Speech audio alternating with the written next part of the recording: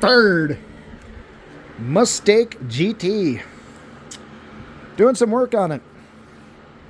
Kind of did a lot of work to it here. Zoom out a little bit. So a couple things are happening here. One, I'm trying to get my hood back on because this is my current radiator hose situation. This is the factory one. Oh. And that's what I'm afraid of it doing when it's hot. That blowing apart and hosing someone down because there's no hood. Because that hose prevents the hood from being on. Currently got the intake off. We're trying to modify the intake to make the factory thermostat housing work. Because it's an older 60s. Like halfway through 60, they changed where the bypass hose is on the newer cars. It's further away. So on the older intake, it leaks there. So that's why the factory 90-degree thermostat housing won't work with the older intake. It's a 289 intake going on this 302. Single plane intake. Wrong intake for this car. It's not designed for that, but it's better than what was on the factory, and it sure in the hell was a lot cheaper than a dual plane.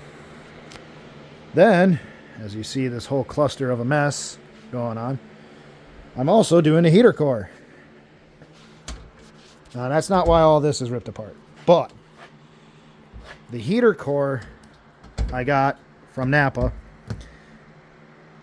the box was mislabeled. The heater core wasn't even for a Mustang, so that sucked. They are ordering a couple of them now to make sure that we get the right one. Hopefully it is. But I am worried it's the same problem I'm going to run into like my K10 or my K30. All the new aftermarket heater cores are like a 1/4 inch narrower, 1/2 inch shorter, all that crap. And it ends up being a complete nightmare to fit them because like on the... Actually, my K10 heater box is right here amongst all this mess. Right here. Of course, now from it floating around for the last couple of years, I lost my straps. There's actually little metal straps that hold it in. And because it's so much smaller than the factory one and thinner, the straps actually don't hold it in. It just flops around, and it's like, that's no good. If that moves around like that, all it's going to do is wreck the aluminum heater core. And then you're going to be doing this again. So I really don't want to do that with this car. And then here's the blower motor box. As you see, she is chock full of mice nests, and it smells like mice sex. So I have to clean that out. That heater motor is probably junk, and that's probably why I kept blowing fuses for the heater. She's chucked right tight. So it's going to be halfway through the week before I get the part to fix the Mustang, the heater core, which kind of sucked. I didn't want to start this project till that project was done, but I'm impatient. So next, what I want to do is relocate the battery. I don't want the battery up here. I'm going to relocate it to the trunk. So since the dash is out and the heater box is out and stuff, I put my knockout right there. Then I just need to run a wire to here. And of course, the one I got, it's like 2 inches too short. When I ordered the knockouts, I ordered 10 feet of 2-gauge wire. You can kind of see a little bit of the wire right there. There's the knockout. So it runs under the carpet along the edge here. Hopefully where it won't get wrecked or pinched or anything. Runs up. Then it's going to go up in here. Up, and 10 feet isn't long enough. By the time you're done making the loops and droops and alley-oops, she don't fit. It gets up to here. I wanted it to end right here, and then I was going to run a circuit breaker and put the battery somewhere around here. But since I can only get about this far, I think I'm going to mount the circuit breaker right here, and then run that wire under and around and then to the battery. If it shorts out amongst this section, it's going to light on fire. If it's anywhere past there, it won't light on fire. So I think that sums it up pretty good. Like my speakers, quality. Luckily, something I wasn't planning on doing was actually this panel the previous people cut a hole in it. I think they wanted to mount some speakers in there, only to find that the seat belt is there. And when I bought the car, it came with that replacement piece, so that was good.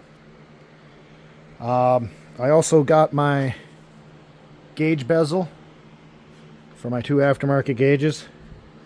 What I really wanted to do, a company made a replacement wiper cowl vent with gauges molded in it, but during COVID they must have went under. Go figure. And I can no longer get them. They're or company no longer making them because the company no longer exists.